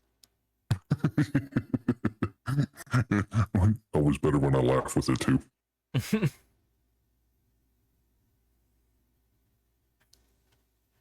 So the real question is, what voice do we continue the interview with? Oh no, I've gotten very used to, and thankfully when I do a lot more offline on my channel, but collabing with other streamers, like particularly Geronimo and Cheshire Jack, and I'm perfectly fine being the player two to a lot of folks nowadays, because I still get to play games, I still get to have fun with friends, I still get to just be a part of Twitch and the community without having to worry about, oh, I'm not going live. Oh man, I'm not putting out content like I used to. Or, oh, my numbers are gonna fail. Like, nah. Again, I get to have fun with it.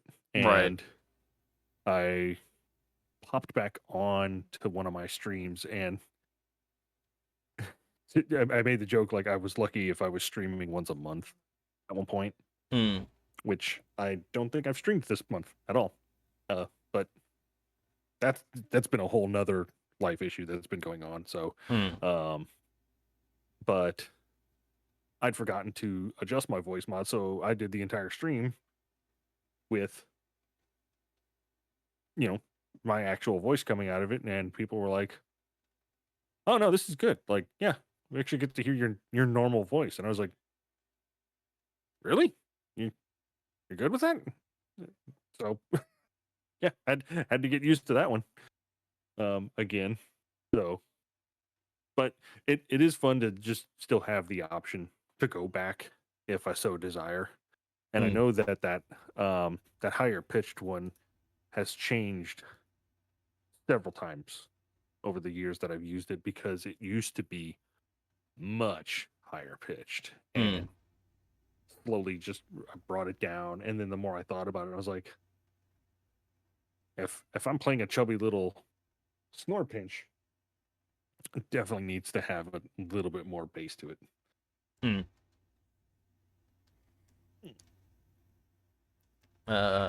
Okay. Question is, so what is your favorite curse word? Oh, I sprinkle fuck into conversations like it's confetti. Oh, I've been on. I always try to be on fairly good behavior, particularly on other people's streams if possible, right. unless I know the anything goes rule for certain things, Mm. and in which case all bets are off. Yeah. I can pull PG when I need to, but if there was the I don't know if anybody here ever remembers the show Red versus Blue. Yeah. When they would do the season recap. So season 2 they would just show clips from season 1, and then like just to kind of catch you up. Season 3 they did the same thing, but they kind of did it with just the jokes more Mm. than the story. And I think it was season 4, the recap, the season recap for season to start watching season 4 was literally the entirety of seasons 1 through 3, every curse word they said. Oh. And that's it, nothing else. So you just heard fuck, fuck, fuck, fuck, bitch, fuck, shit, and it was just like, yeah, no, I've had several streams like that.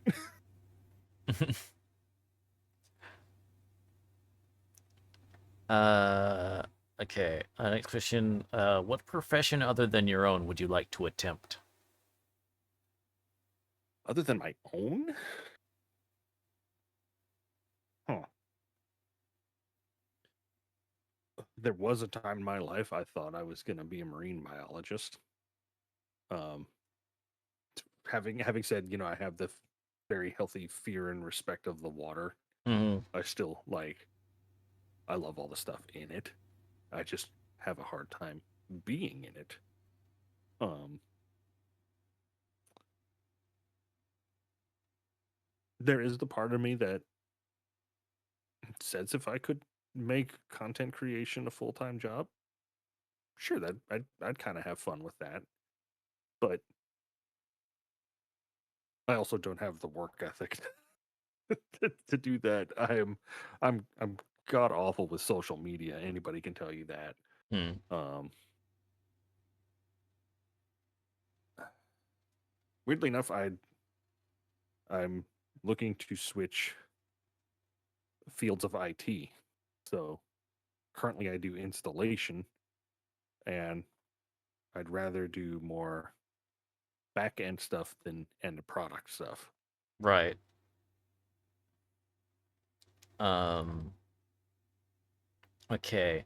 If you had $100 million to make a movie, what would it be?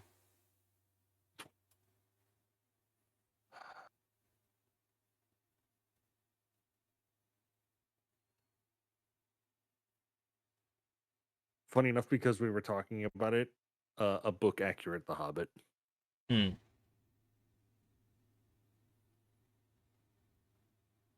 And I would give it the due love of it at most could be a 2-part.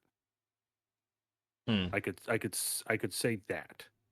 I don't think it needs to be a trilogy, but I don't know that like a 90-minute runtime would be enough, and I wouldn't want it to be like a 3.5 hour movie because most people can't stomach sitting down for that long. So if it was like 2 2-hour movies, Hmm. I think would be fine.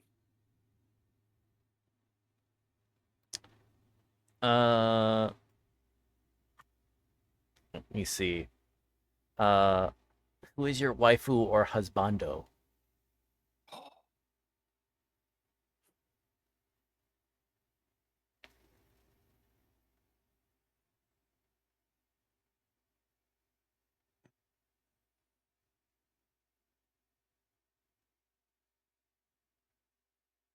I'm gonna get you in trouble, aren't I? No, no, thankfully, uh, the running joke is my wife knows what I'm about. She knows who she married. We don't keep shit from each other. Um, hmm. I have always been a Tifa fan. Mhm. That one's a hard one. Um, but the one I make the most jokes for is actually Quistis from Final Fantasy VIII, even though I hate that game. And I've had a lot of people I despise Final Fantasy VIII. She's the one redeeming quality out of it to me. Husband though, Link.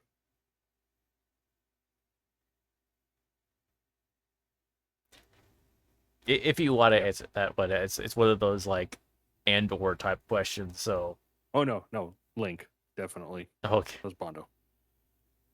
Yeah. Wind Waker Link or That's kind of a Twilight Princess. Twilight Princess Link. Although I will admit Breath of the Wild Link very close. Mhm. But for all the crap that Twilight Princess got, I actually liked it. And I played it on I have it on the Wii, so I'm flailing that thing around trying to hit it with a sword.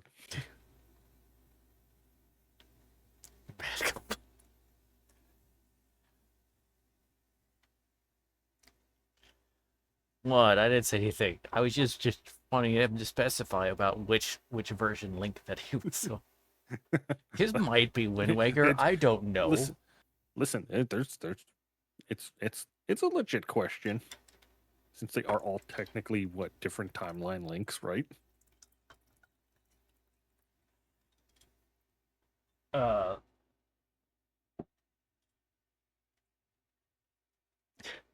I'm reminded there's a Flash Gets cartoon. I don't know if you've ever seen that YouTube channel or whatever, but they did one where it's like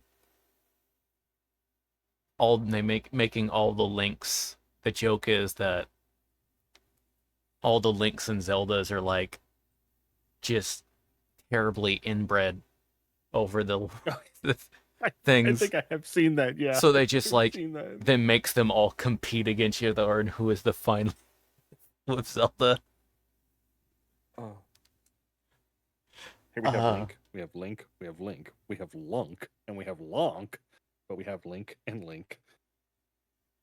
Um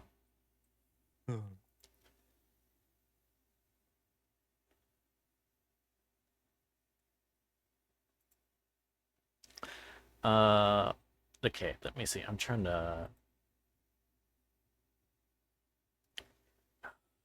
Okay. We're gonna have to do another ad break. I hate to do it, but I don't think snoozes will work for what we need to. Though we're very close to the end, so Okay. but Yeah, no problem. I just don't want to rush folks. But if you have any questions that people would like to ask, please put those in chat so we can make sure to get those in as when we get back, because we'll be wrapping up with the last remaining questions. So anyway, we'll see y'all in just 3 minutes. We'll be right back after these messages.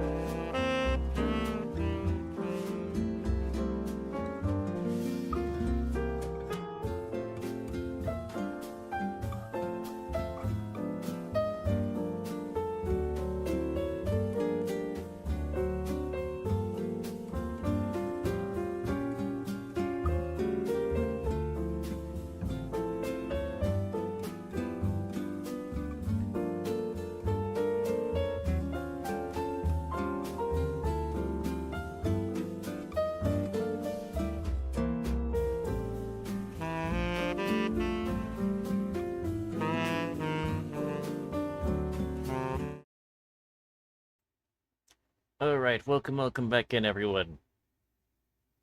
We'll be finish up our interview with Captain Izzy. It was it was kind of funny with the placement on where the little boss happens, because it it made it look like it was the giant Nekowarth we were fighting. Uh, but anyway, but so we have our last remaining questions. Um, so once again, if you happen to have any, please make sure to put those in chat now, so we make sure to get to them.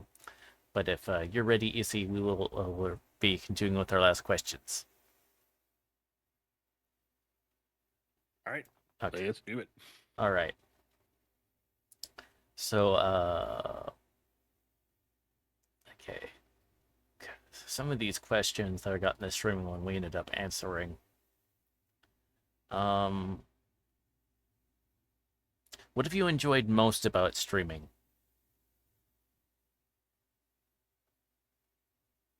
Honestly, it's been the friendships that I've built over it. My, we again did making a joke with my wife the other day, where we just kind of looked at each other, was like, "Wow, life is kind of hectic, strange, weird." And I go, "Yeah, I think if I hadn't started Twitch streaming, it would have been boring as hell and quiet."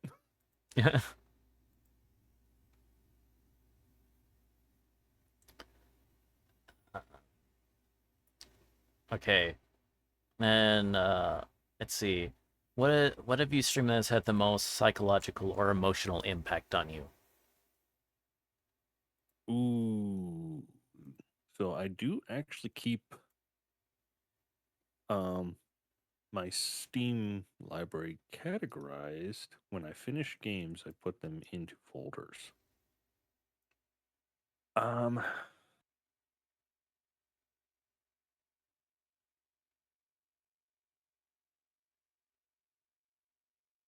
Spec Ops: The Line, I Mm-hmm. still think has a an overall story and ending that's still just Mm. to me is just really well done, regardless of whether or not you think it's a good ending or a bad ending or anything like that. It's just it's so well told. Mm. Um, I recently played SCP Secret Files, and there were a couple bits in there that really made me think and feel certain things. I'd recommended back Moons of Madness, um, because that one really hit that like mythos where just like in the actual like Call of Cthulhu game, Mm-hmm. you don't you don't win. You know, you just make sure the big bad loses Right. or make sure that they don't. Um, You hold them off for eh, their hold off for another day. yeah, and hope that it's not your turn to do it again next time. And Alien Isolation. Mm. Again, I said I'm not the biggest fan of Fear, but I've played a few games, and I I thoroughly enjoy being told a good story, and that one is again just a very well done, very well told story that Mm. I think was left an impact. Um. Then a question: what has been one of the most memorable moments streaming? Hmm. Um, was accepted into the first stream team that I was ever part of live on my channel. That one was a pretty good one.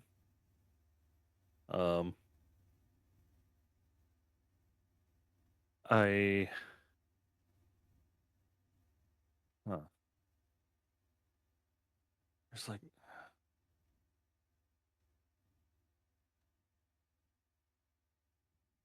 I'm really trying to remember. There was one. It came into my head, and then it immediately disappeared from me. I almost quit streaming live on Twitch as well. That was that was another interesting one. Mm. Um,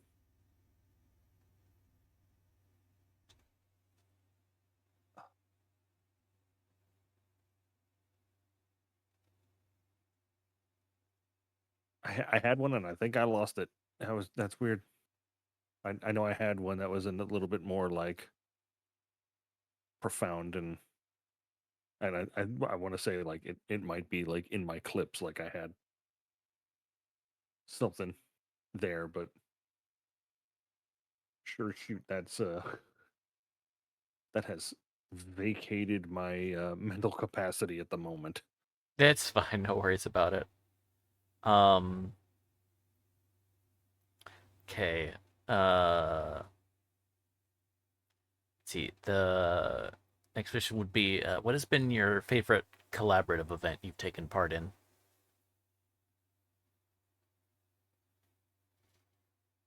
Hmm.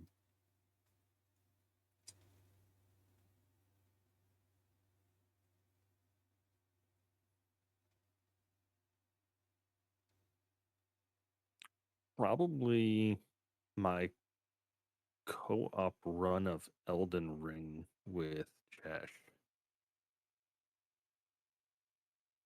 That I made the joke. Um, I have currently, let me see here, 254 hours in Elden Ring. It took me 239 hours to beat Elden Ring. And that was because we were co-oping it. Oh, So that was just one of those games where I put over 200 hours into that game before I could say I beat the game. mm, Between that and Back for Blood. mm, Back for Blood was always a blast to play with friends. okay. What is your biggest inspiration for what you do?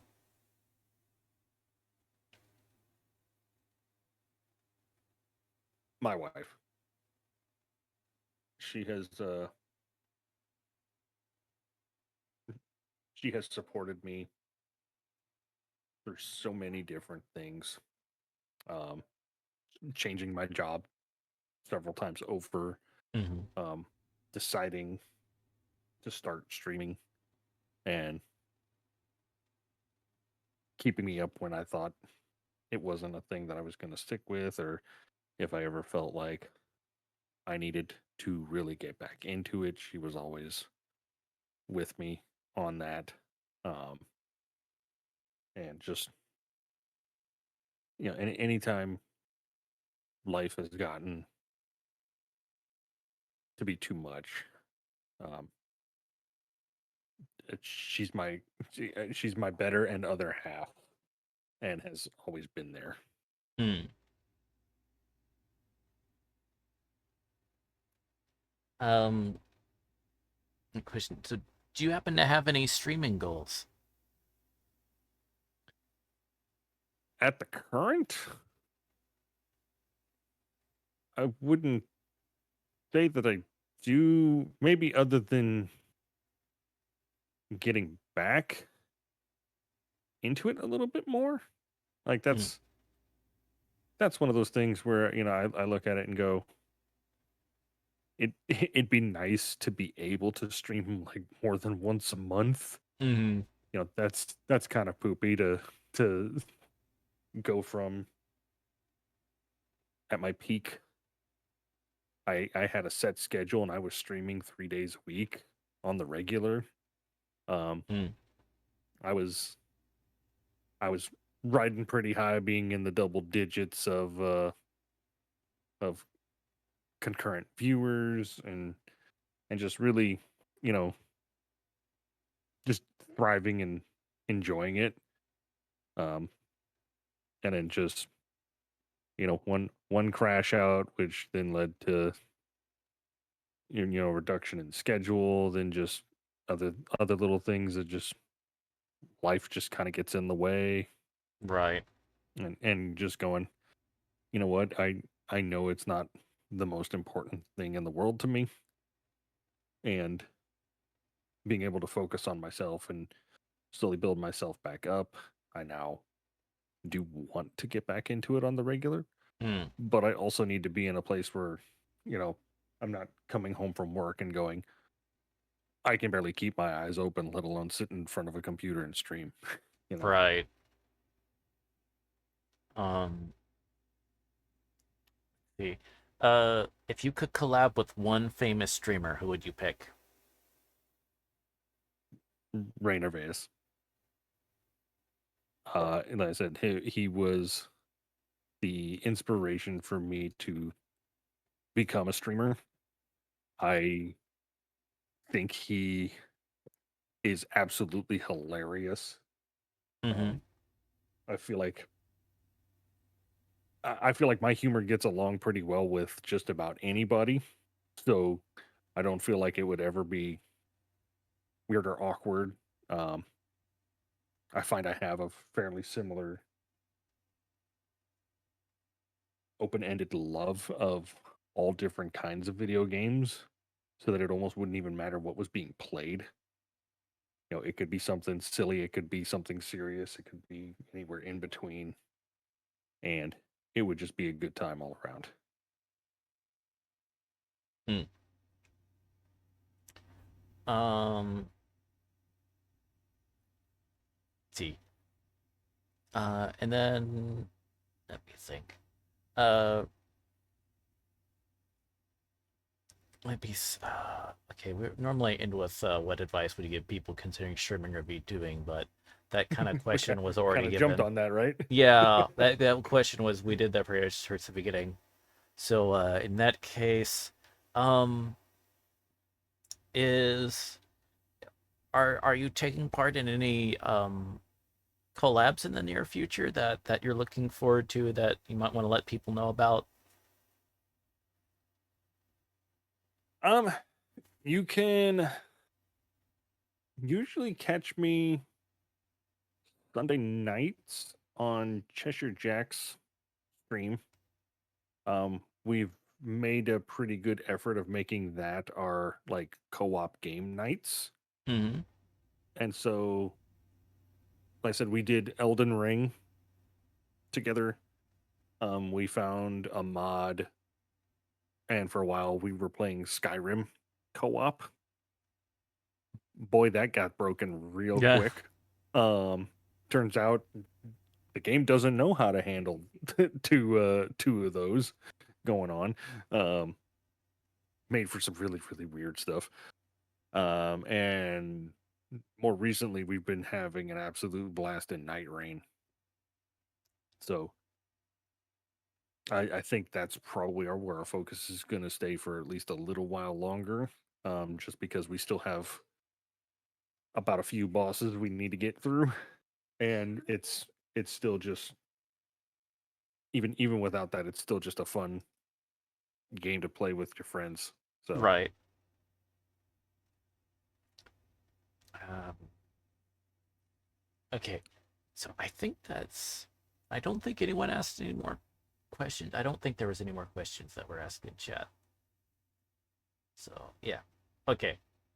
So anyway, thank you so much for joining and for taking this opportunity to talk for a couple hours. Oh yeah, absolutely. gosh, Thank you so much for having me. Geronimo is asking, Uh, how does it feel to be so sexy? I wouldn't know. Because I look in the mirror and I go, "That's gross. Put that away." and then I just cover myself up with a blanket. Mood.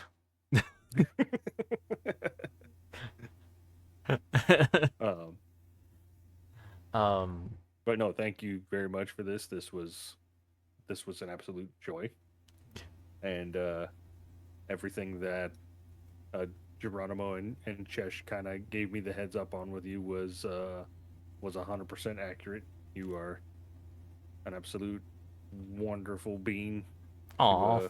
to chat with. Aw, and, thank you very much. Oh no, thank you again. This was fun. It's all right. Well, thanks to everyone that came by. I really appreciate it. This has been episode 19 of Spilling the Tea, and we will hope to see y'all next time for episode 20. Getting into the twos there. So yes, I will see y'all then. Our next guest.